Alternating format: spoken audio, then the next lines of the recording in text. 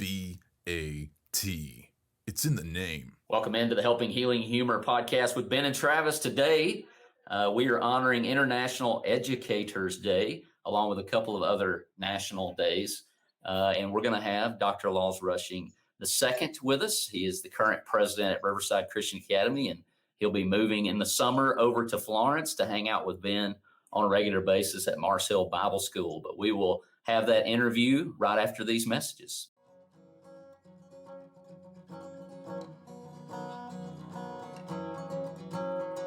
This episode of the Helping Healing Humor podcast is brought to you in partnership with ministryleague.com. We would love for more people to discover this show, so please rate and review us on iTunes or your podcast provider. Feel free to share on your social media and subscribe at benandtravis.com for the free ebook, 28 Days of Focused Living. I'm Travis Creasy. That's All-Pro Counselor Ben Hayes. What's up, Travis Creasy? And good to see everybody, have everybody on the podcast with us. Yeah, absolutely. And as promised in the intro, we have Dr. Laws Rushing II. How are you, Doctor? I'm doing great. Thank you for asking. And great to be with you guys today. And I want to say, first of all, congratulations. I heard the news that you had 100,000 plays on the podcast. That's huge. Yeah, I think most of those came on your first appearance. On the show. So we appreciate it. I guess this is the third time, really, because we broke the other one up to 2 episodes. But thank you very much. Yes. Appreciate you jumping on with us kind of last minute. Yes. And so you're doing us a solid and appreciate that. Well, I can guarantee you one more play. My mother will be listening to this once you get it on the air, so I can get you at least one more closer to the next 100,000. So there you go. I like it. That's what we're looking for. Just one more. Those mamas are faithful to listen. They are. You got to love it, and they'll tell you did good too. Which that's right. Yes, it's always nice to have one person. That's right. Now, if Mom says, "You could have done better," you might be in trouble there. That's right. In trouble. But bad news. We did want to jump on, as I mentioned. It is International Educators Day. And of course, being the president of a school, we mentioned that you have your doctorate. So we know that you value education. I'm an educator. I just got out of middle school Bible, 7th and 8th grade boys. So any prayers that you can give me, I appreciate it. But they're a great group. We have a good time. And of course, Ben is at Mars Hill Bible School doing all kinds of things, as we all do at Christian schools. You got to be ready to do some of those sorts of things. So when you think of International Educators Day, Doctor, what kind of springs to your mind from that? Well, I have a lot of gratitude to the folks that I work with and the dedication and commitment that I see in educators. It's truly a sacrifice that teachers make every day to be in the classroom, and there's so many expectations that parents have for their children, and of course that's great and it's wonderful. But teachers have just such an important role in society and joining with families. So it's a great day to celebrate what they do every day. And I'm in the classroom, a few times a week. I enjoy that, but I also know it comes with the price. And so I'm just grateful for the educators in my life that poured into me, who believed in me, who saw some potential, and so it's a great day to celebrate what happens in the classroom and those dedicated teachers. I have kids. I just go into the classroom like once a month into every classroom in the elementary, and then a couple in the middle school. And it's funny because a lot of times I get from the kids, "You're the best teacher." I'm like, no. You see me for 30 minutes. And I endure 30 minutes sometimes. I mean, I love doing it, but I think after those 30 minutes, I go, wow, these ladies do this every single day from 8 to 3 o'clock. And I'm like, they're the real superheroes. Like, there is nothing, nothing that compares to what little patience I have maybe during that small window of time. I think these women are superheroes. And then, not to even get into all the things that, you hear online and people say, and, parents complain sometimes about about teachers, but man, the things that they do, it's pretty incredible that they've dedicated their life to do that. Truly. I think unprecedented in this time is all the roles that educators are called to do. Some of them are in your contract, some of them are not. And so as this podcast, we focus on mental health. And Ben, you're in the classroom as something that maybe we didn't have growing up. Maybe we didn't need it. I don't know. Or maybe we did and people just didn't know it. As having a counselor, a professional, counselor, mental health counselor there on campus is such a big deal. I'm a campus minister. And so some of that, at least you have to think about. You may not deal with it every day, but you have to think about those things and the trauma that these kids have faced. Then there's all the other things, and we could go down a list. I think back a couple of years ago, somebody had a cartoon, and it was a teacher going to work, and they've got all these things that they have to go through, carry with them every day. And that's before you get into the emotional needs of your students. And I think Christian education, we have to take, we're talking to the whole student, not that our public school colleagues don't do that, but I think we have a mandate, even in the life of Jesus, that he increased in all these different ways. And so through the example of Jesus, we feel a responsibility, but also an opportunity to be all these things that we can be for these kids is kind of an extra tool for these parents. And so, how does Christian education, Dr. Rushing, how does that kind of look into that? And where have you looked to inspiration? Obviously the scriptures, but are there any particulars or certain teachers that you've had? Yes. Well, I think that Christian education gives a very unique opportunity for that holistic education and framework. And Christian education, no matter what, whether it's happening at home as far as biblical training or in the school, it is a commandment. And so first of all, we're commanded as parents and as grandparents and as family members to instill scripture in Deuteronomy 4. And then we're finding too, it's absolutely necessary, right, to do this in an immersive way, because children at this point in the modern age are being assaulted with media like never before.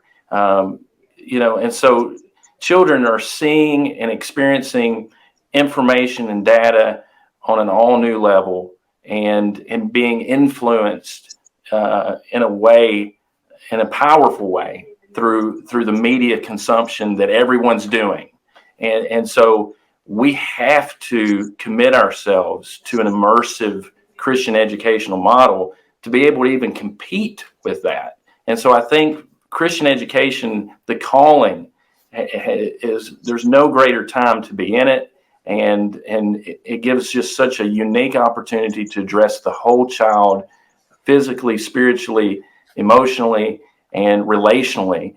And it gives you all the tools biblically that you need to encounter everything that you're going to see in this world that is seemingly crazier and darker by the minute. And so I am very optimistic about Christian education, but there's also a little bit of a dark side of that, because it's just, we have to do it at this point. I went here from the time that I was kindergarten all the way through. And so Mars Hill's had a big impact on me, and just setting the tone. I think people ask me all the time about, how do you know that scripture, or how can you memorize, some of these scriptures? And I'm like, I memorized those when I was in elementary school. Those were things that I started when I was in school at Mars Hill. And if it wasn't for that, then I probably wouldn't have known. It doesn't mean kids in other places, there's plenty of kids other places that are memorizing, but like you said, it's the parent role to do that, and really not Mars Hill's role or Riverside's role, or really even the church building, at the church building. It's the parents' role, but the parents are using various tools and resources, whether that's the church, private education, or whatever else it may be, to sort of shore up those values that they're that they're giving to their kids. You make a good point, because that's kind of how I've always viewed myself as a minister, especially when I was in my 20s and had no idea what I was doing. And it's only slightly gotten better over the years, but I always presented myself, I'm not trying to be this kid's dad or his mom. I'm trying to be, this extra tool. That's what I am, to come along and promote this the best that I can. And so I think you're absolutely right. This starts in the home, and we want to be what we can be to help. So it's being entirely intentional with bringing a Christian worldview to the student. And so every discipline can be conjoined to the Christian worldview and has relevance within it. And so I think that that's the strength. And this, this problem of education versus Christian education goes back all the way. I mean, C.S. Lewis deals with this in his book, The Abolition of Man, where he says that there is this very subtle thing that's happening in the educational books, to where they're taking away transcendental values and trading it out for feelings. That's what his whole argument in that book is. And he says this is a dangerous thing, because you're taking away virtue and wisdom and goodness and replacing it with fleeting feelings. And, we're more than just feelings. Feelings are important, but there's also these transcendental values that we hold on to that we've got to have, or otherwise there's nothing that we can speak of as good. And so that's going back all the way to the late 40s, early 50s, when he wrote that book. So this is an ongoing tension, an ongoing issue. And we have to even watch it within the Christian educational field, that we're making sure that we're being entirely intentional about bringing that worldview to full focus for students. Well, and I think, I know this is going to come as a shock to you, but, when I was a student, and even now, I hear people a lot of times complaining, and every now and then in the stands at a ball game, you'll hear people from another school say, well, I can't believe they're doing that. They're a Christian school, and the reminder is that not everybody at a Christian school is a Christian.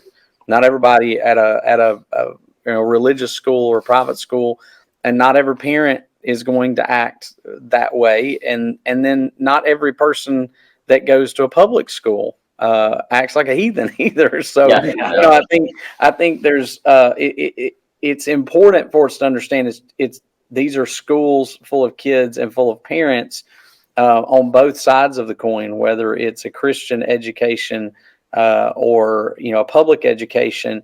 There are good people in both schools. Absolutely. There's trouble in both schools. Yes. In both kinds of schools. And so the hope is that the teachers and the educators and, the things that are being taught are teaching truths that you can't be taught in other places sometimes. And so you're hoping that you're able to minister to people. Even here, there are kids that need ministered to, adults that need ministered to within the Christian education, also the same way outside of it. So education across the board is so important. I don't know what the recent stats are. Maybe you can speak to this. Are there more or less people going into education these days? Well, I know for certain that there is a teacher shortage.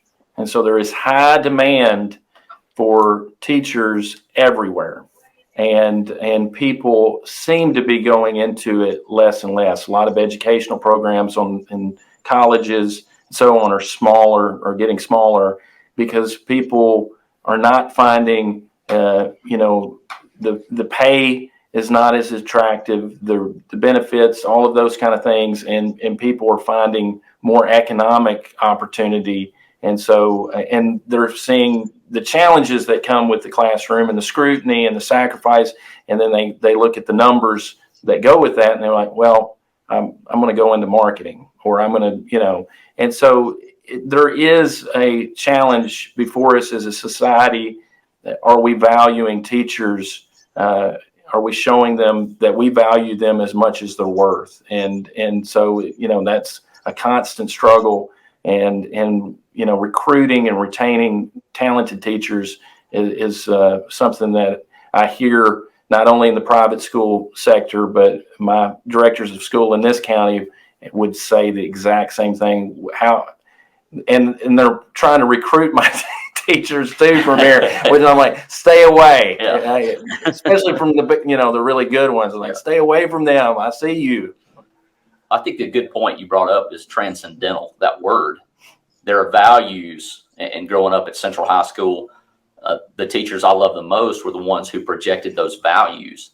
And they may have never, ever connected that to Jesus verbally, but you knew by how they conducted themselves and those values, it came through, regardless of background or what was able to be taught and how it was able to be presented. But you could tell the difference in the values that those people had, and you had respect for them, even if you disagreed with them. And so that word transcendental is perfect because it transcends whatever circumstance you're in. You'd mentioned something about wanting to talk about the apologetics of things and how important that is. And I don't think that's necessarily, it involves the science, like Kyle Butt talks about. Right. But the idea of making these things known and kind of challenging them as well. Right. Well, I think that one of the goals that I have as an educator and as an administrator at a Christian school is to try to provide a robust faith, because obviously our students are going to go into different areas of life. They're going to experience and hear different voices, and some of that is acceptable, and we want that. We want people to experience life and so on. But there's going to be challenges both in life through suffering. There's going to be challenges through life intellectually and to faith. And so giving students the tools and to see the richness of the Christian faith intellectually, I think is a real goal to have in Christian education and as educators, because it's truly remarkable when you look at the intellectual history of the Western civilization, what Christian thought has brought to the world. It's an amazing thing. I mean, we have the modern hospital because of the Christian church. It was founded Basil in Cappadocia in the 300s and 400s. So these things about Christian history are worth reviewing and showing our students just how important Christianity is to the world, and all of the great thinkers that have come through Christian thought. We're not surrendering and checking our brains at the door when we go to church. We're not checking our minds when we enter the classroom. It's quite the opposite. We're using and maximizing our minds when we contemplate the great things of God and the character of God. You think about the great thinkers, Augustine, St. Anselm, and Thomas Aquinas. Those guys brought truly great intellectual insight into many subjects, from justice and freedom to the knowledge of God. And so it's an exciting thing for me to encounter those conversations. Atheism has a lot of problems. I mean, and as far as intellectually. So, when you address those and show that to students that, hey, there's a lot of issues intellectually with atheism. Number one, hey, a universal negative. Proving a universal negative is hard to do. There's chances are, think about how much you know and how little you know. Do you think that maybe in the grand scheme of all the facts that are out there, God exists? Could that be that you're just mistaken about it? So a universal negative, the problem of an infinite regress in the past, the problem of something from nothing, the problem of life from non-life, the problem of consciousness from inert matter, the problem of value that we find in human beings and human rights. Where does that come from? These are all huge problems for the atheistic framework that you can't just skim over and go, okay. Several years ago, you had sort of this push among, unbelievers or atheists to, have churches. because they needed that fellowship. And it's like, well, here's the framework God gave, but we're going to do it, just not acknowledge God in the process of it. But we need this group of people to be a part of. And then, just the ability of, like you mentioned, I think more the morality, the right or wrong, where does that come from? Where do those things stem from, if not from God? And I've had several conversations with people who are in education, people who are in the science field, a guy who works every day alongside the people on the International Space Station. He's on the ground in Huntsville, but he's speaking to them every day. And I asked him one day, I said, what, all the stuff we hear on the news about what science thinks about God and about creation and all those different things. And I said, you working with people on the space station, seeing the things that you see, knowing the things how has that impacted your faith? And he said, my faith is stronger because of it. I see God at work in the things that I see every day. And I said, well, what about the people around you? He said, the majority of them are the same way. And so I think this is going to come as a shock, but the media makes it as if every person in science field or education and all those other things, anybody who's, got a brain is thinking that there's no God and that it's evolution and it's all those other things. And it seems as though, at least with some circles, it's quite the opposite. That's an exciting thing to be able to talk about in the classroom and discuss and to push when students are thinking that we're surrendering some kind of intellectual viability when we're not. We're actually exercising it in the very fullest.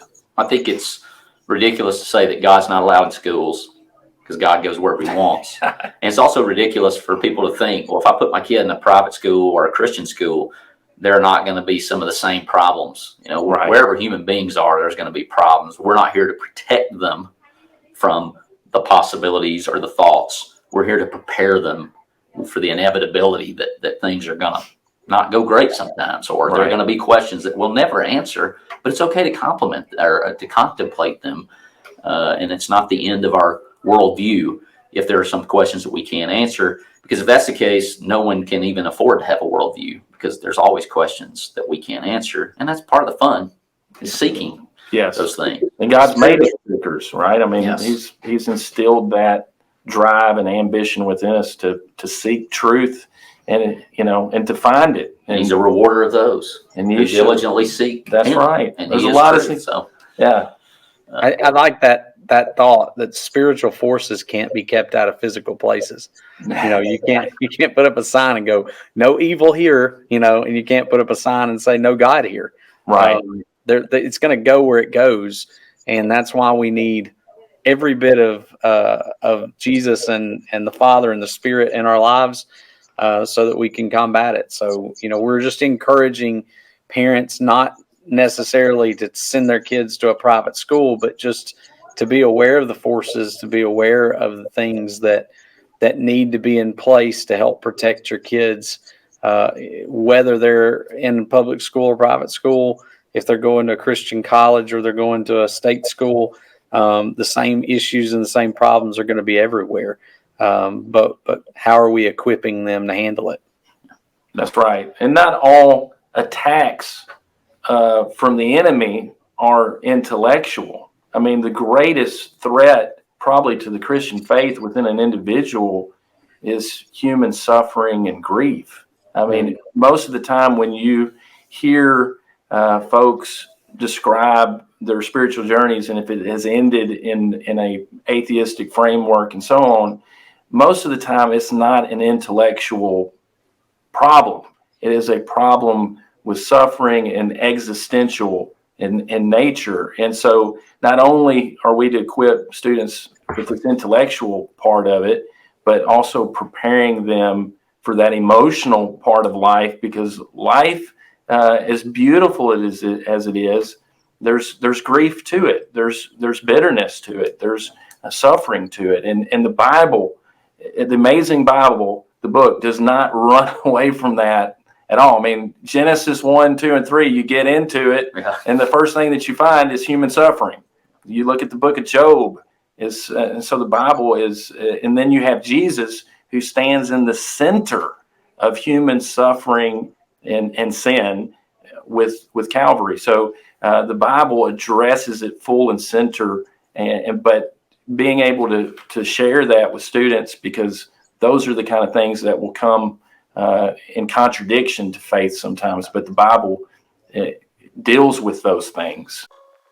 This episode of the Helping Healing Humor podcast is brought to you by Heritage Christian University. The mission of Heritage Christian University is simple. We aim to advance the churches of Christ by equipping servants through undergraduate and graduate programs. HCU produces effective communicators of the gospel, focusing on evangelism and a commitment to Scripture.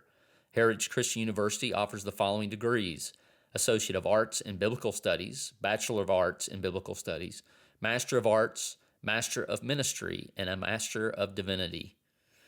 HCU is accredited by the Association for Biblical Higher Education. Since 1968, Heritage Christian University has offered affordable degrees in biblical studies, allowing graduates to thrive in their ministries without the burden of loan debt. For more information about Heritage Christian University, visit www.hcu.edu.